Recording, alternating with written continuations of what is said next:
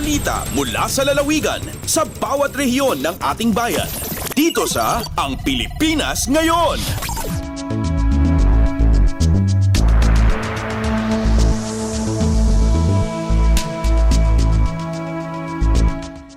Dumako na tayo sa ating regional news. Unahin natin ang mga balita mula sa rehiyon ng Luzon, mula sa Lawag. Provincial Environment Code aamyendahan dahil sa pagbabago sa aktibidad ng mga residente. Ang detalye ng balitang ito mula kay Rani Dorilag. In Pakamot Environment and Natural Resources Office ni Gobyerno Probinsyal nga idadawlan ni Governor Matthew Marcos Manotok ang mamendaran di ordinansa seknan di Provincial Environment Code. Dito itin batad ni Enro Officer Miss Antoinette Kila Kalpasan ang obserbaran natin inot ang paragbalbalyo ti tiyempo ken aktibidad dagiti tattao. Kunaan nati kang runan ang mamendaran ket dagiti multa dagiti sumagmamano a provision kas iti paragpur ti basura. Do sa dinno nga awan ti nailanat iti agdama a provision ti Provincial Environmental Code. In batad ni Kila nga adupay dagiti nasken mabaliwan iti Environment Code aday iti adadalen ti Junta Provincial tapno may paay tumiso apagsungbatan dagiti aglapsing iti pagalagadan. Inay na ano bilang malpas ti panakamendar ti naso nga ordinansa ket posible nga dagiti ma-deputize iti barangay amang ipatungpal iti daytoy a pagalagadan. Manipod iti Radyo Pilipinas Lawag, Rani Durilag para sa Radyo Pilipinas World Service. Balita mula sa lalawigan sa bawat rehiyon ng ating bayan. Dito sa Ang Pilipinas Ngayon.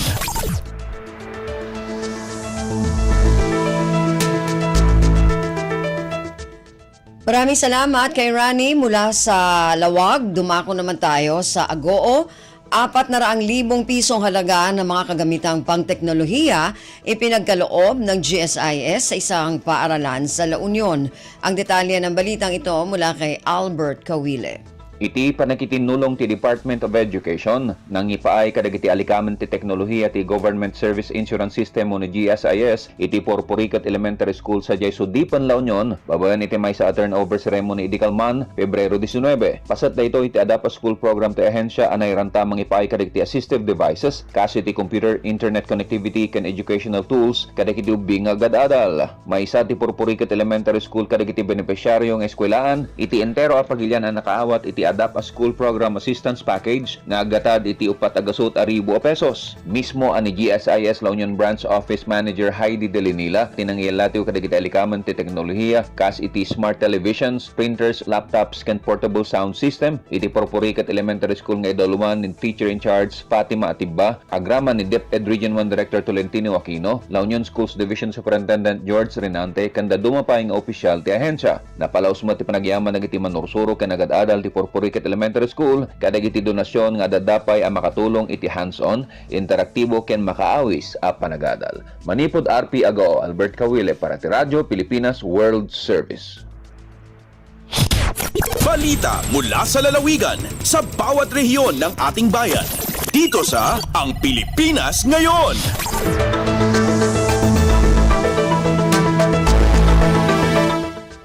Maraming salamat, Albert. Yan ang ulat mula Agoo at kabuuan na ulat mula sa rehiyon ng Luzon.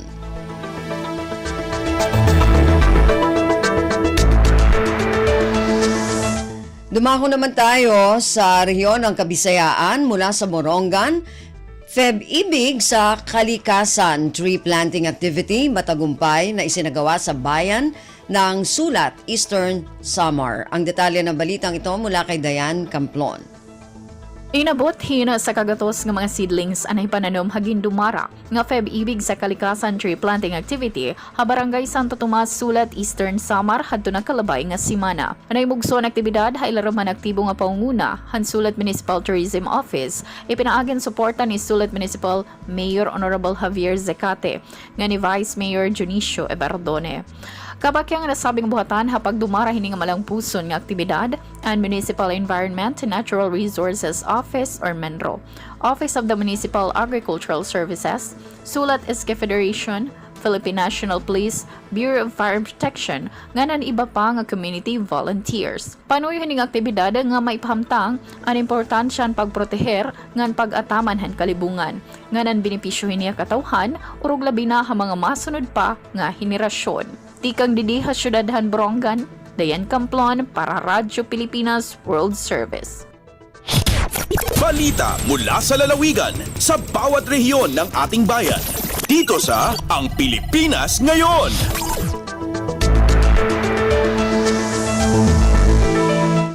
Maraming salamat, Dayan. Yan ang ulat mula sa Borongan. Dumako naman tayo ngayon sa Sogod. Mahigit 400 pamilya sa Silago, Southern Leyte, benepisyaryo ng Food for Work program ng Department of Social Welfare and Development.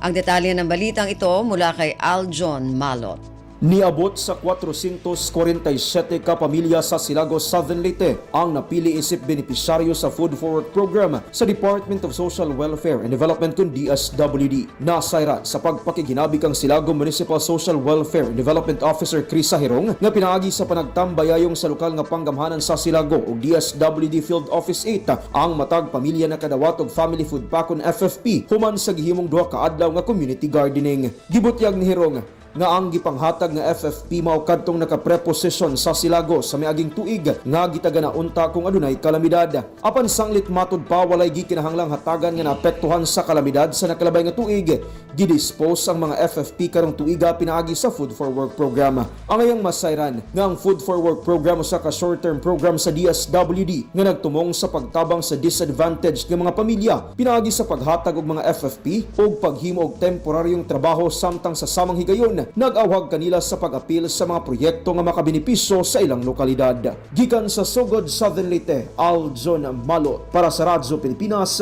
World Service. Balita mula sa lalawigan sa bawat rehiyon ng ating bayan. Dito sa Ang Pilipinas Ngayon.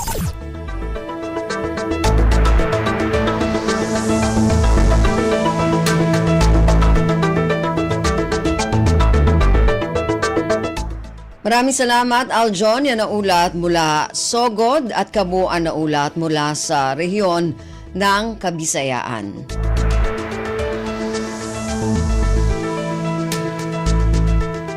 Samantala, dumako naman tayo sa rehiyon ng Mindanao mula sa Cagayan de Oro.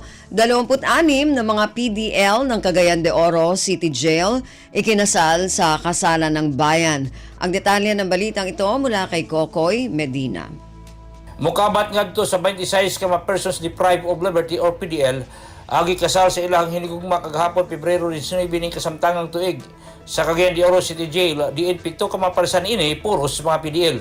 Diin ang nagkasal kanila mao si Bishop Jose Aranita Cabantan sa Archdiocese of Cagayan de Oro. Sa mensahe ni Bishop Cabantan iyang gisulti nga ang rihas dili makapugong sa gugma hinungdan nga nagpakasal ang mga PDLs samtang ang mga PDLs nakadawat og 26 ka mga lechon, 26 ka mga wedding cakes o mga grocery items gikan sa buhatan ni Mayor Rolando Clarix Oy sa Cagayan de Oro.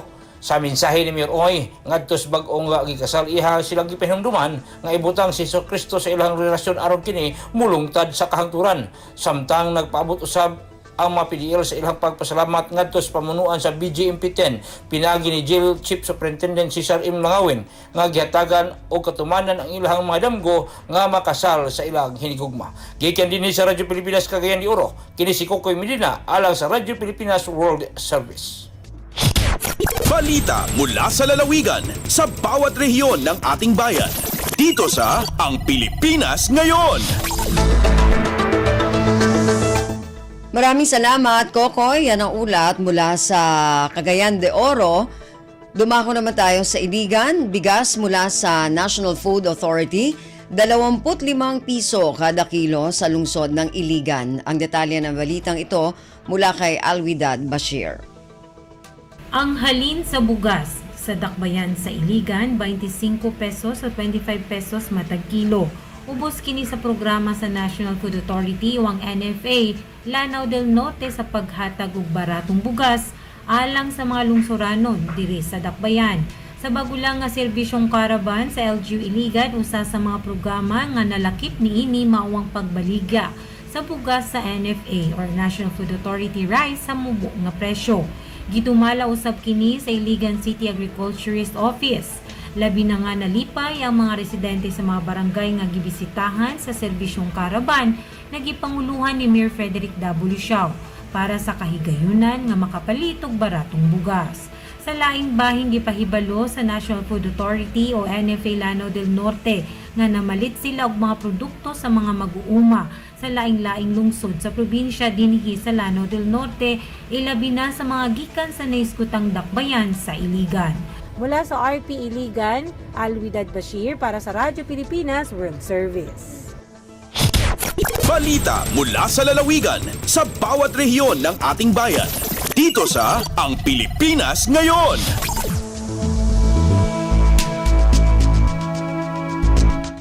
Maraming salamat kay Alwidad mula dyan sa Iligan. Dumako naman tayo sa Zamboanga. Higit 5,000 trabaho, alok ng 3 araw na Dia de Zamboanga Job Fair. Ang detalye ng balitang ito mula kay Justine Bulanon. Alcanza mas de 5,000 trabaho ta ofrece para na mag-aplikante e job seekers na 3 dia job fair que parte na celebración del Dia de Zamboanga na Ciudad de Zamboanga este año. Ya conducí con el mencionado actividad el Public Employment Service Office o peso del Gobierno Local de Zamboanga y Department of Employment o DOLE Regional. Alcanza 3,977 overseas employment y 1,724 local trabajo y abrí na Dia de Zamboanga Job Fair estaba na 6 international employers y 39 local employers na participan na mencionado actividad. Yang kebasa con el ceremonia el alcalde de Ciudad Jandalipe, onde ya conducí este na Kisimo Atrium Activity Center ayer y takure el job fair hasta mañana en esta ciudad. Desde aquí Ciudad de Zamboanga, esta si Justin Bulanon para la Radyo Pilipinas World Service. Balita mula sa lalawigan sa bawat rehiyon ng ating bayan. Dito sa Ang Pilipinas Ngayon. Maraming salamat, Justine. Yan ang ulat mula sa Zamboanga at kabuuan na ulat mula sa rehiyon ng Mindanao.